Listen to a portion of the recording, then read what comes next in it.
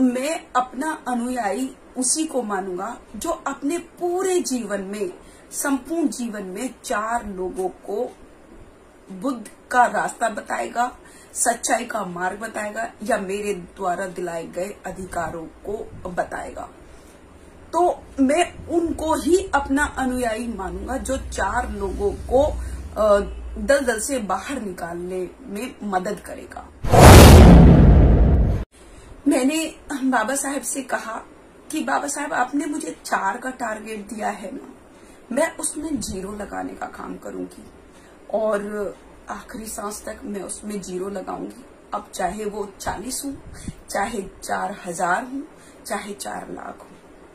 तो मैंने अपने आप से ये वादा कर लिया है कि बाबा साहब, आपने मुझे 4 लोगों का टारगेट दिया है ना, लेकिन मैं उसमें 0 लगाऊंगी।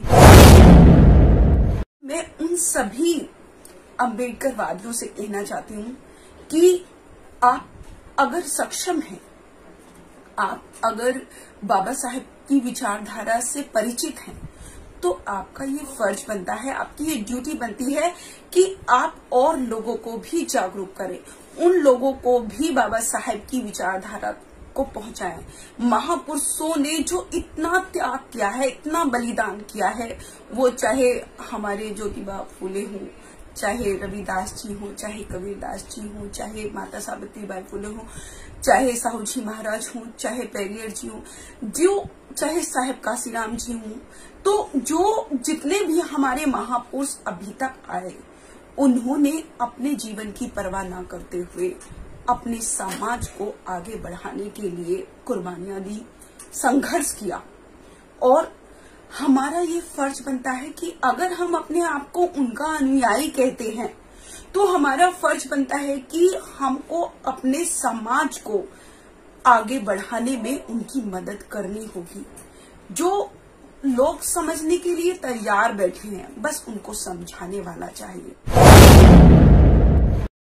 नमो बुद्धाय, जय भीम साथियों। मैं शकुन बौद्ध गाजियाबाद से आज फिर से आपके सामने उपस्थित हुई हूँ और आज जो मैं बात करने आई हूँ वो जुलाई की एक घटना है, क्योंकि जुलाई का महीना चल रहा है तो आप सभी को ये जानना जरूरी है। और ये जो घटना है ये बहुत ही महत्वपूर्ण है, बाबा साहब की कष्ट और पीड़ा से संबंधित है। और वो क्यों इतनी कष्ट में थे, क्यों इतनी पीड़ा उनको हो रही थी, ये जानिएगा। और ये आप तभी जानेंगे जब वीडियो को आप आखिर तक देखेंगे। तो मैं आपको बताना चाहूंगी कि ये जो घटना है ये 27, 28, 29 जुलाई 1956 की है, जब बाबा साहब ने 3 दिन तक वो अपने कमरे में बंद रहे 26 अलीपुर रोड पर और रोते रहे। तो ये देखकर उनका जो पीए था नानक चंद रत्तू, वो उनके पास आया और आके, जब क्योंकि बाबा साहब अपने आप नहीं निकल रहे थे, ना ही वो कुछ खाना खा रहे थे, तो नानक चंद बहुत परेशान हो गए थे और उन्होंने फिर बाबा साहब से, क्योंकि सवाल पूछने का बड़ा हिम्मत जुटानी पड़ती थी बाबा साहब से, तो बाबा साहब के पास गए और वो कहने लगे कि बाबा साहब, आपने सब कुछ तो कर दिया, आपने संविधान बना दिया, आपने हिंदू कोड बिल बना दिया, सबको सक्षम कर दिया, सबको सारे अधिकार दिला दिए, फिर आपकी आंखों में आंसू क्यों हैं? आप 3 दिन से क्यों लगातार रो रहे हैं? तब बाबा साहब ने कहा कि नानक चंद रत्तू, मैं इसलिए रो रहा हूँ, या आज जो मुझे कष्ट हो रहा है या मेरे को जो पीड़ा हो रही है, वो सिर्फ ये सोचकर हो रही है कि मेरे द्वारा दिलाए गए अधिकारों का फायदा सिर्फ शहरों के लोग ले रहे हैं। मेरे द्वारा दिलाए गए अधिकारों से नौकरी और राजनीति में सिर्फ शहरों के लोग आ रहे हैं, लेकिन वो अपनी जिम्मेदारियों को भूल गए। मैं उनके लिए रो रहा हूँ जो 70% जो मेरा समाज है वो गांव में रह रहा है, मैं उसके लिए रो रहा हूँ।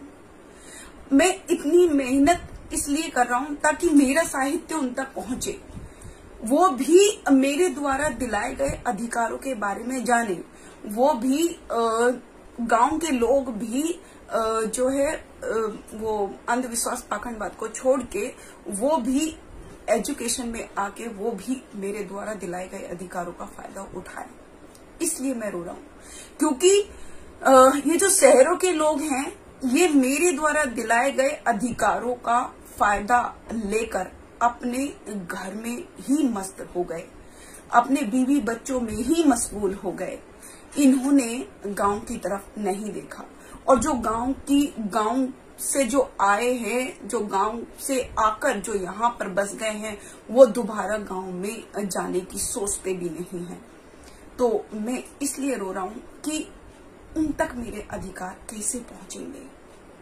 तो ये सोचकर नानक भी बहुत रोते हैं और वो कहते हैं कि बाबा साहब आप फिक्र मत कीजिए, क्योंकि कोई ना कोई तो ऐसा भी होगा जो कि आपके अधिकारों को गांव तक पहुंचाएगा।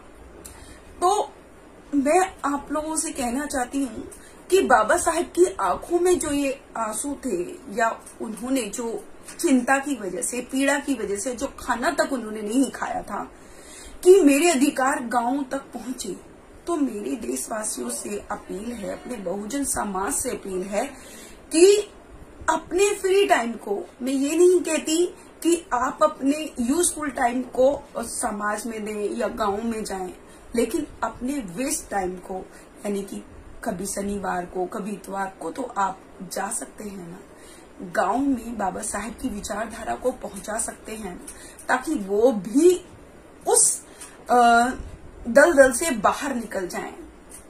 मैं अगर अपनी बात करूं तो मैंने एक बाबा साहब की एक पुस्तक पढ़ी थी कि डॉक्टर अम्बेडकर का संघर्ष, डॉक्टर अम्बेडकर का जीवन संघर्ष। मैंने ये किताब पढ़ी और किताब में बाबा साहब ने ये लिखा था कि मैं अपना अनुयायी उसी को मानूंगा जो अपने पूरे जीवन में, संपूर्ण जीवन में 4 लोगों को बुद्ध का रास्ता बताएगा, सच्चाई का मार्ग बताएगा, या मेरे द्वारा दिलाए गए अधिकारों को बताएगा। तो मैं उनको ही अपना अनुयायी मानूंगा जो 4 लोगों को दलदल से बाहर निकालने में मदद करेगा। तो मैं जब वो पुस्तक पढ़ रही थी तो उस पुस्तक ने मेरी जिंदगी बदल दी। मैंने बाबा साहब से कहा कि बाबा साहब आपने मुझे 4 का टारगेट दिया है ना, मैं उसमें 0 लगाने का काम करूंगी और आखिरी सांस तक मैं उसमें 0 लगाऊंगी। अब चाहे वो 40 हो, चाहे 4000 हो, चाहे 4 लाख हो। तो मैंने अपने आप से ये वादा कर लिया है कि बाबा साहब आपने मुझे 4 लोगों का टारगेट दिया है ना, लेकिन मैं उसमें 0 लगाऊंगी, लगाने का काम करूंगी जब तक कि मेरी आखिरी सांस रहेगी। उसके लिए चाहे मुझे कुछ भी करना पड़े। तो मैंने तो अपने आप से प्रण कर लिया है, लेकिन मैं उन सभी अम्बेडकर वादियों से कहना चाहती हूँ कि आप अगर सक्षम हैं, आप अगर बाबा साहब की विचारधारा से परिचित हैं, तो आपका ये फर्ज बनता है, आपकी ये ड्यूटी बनती है कि आप और लोगों को भी जागरूक करें, उन लोगों को भी बाबा साहब की विचारधारा को पहुंचाएं।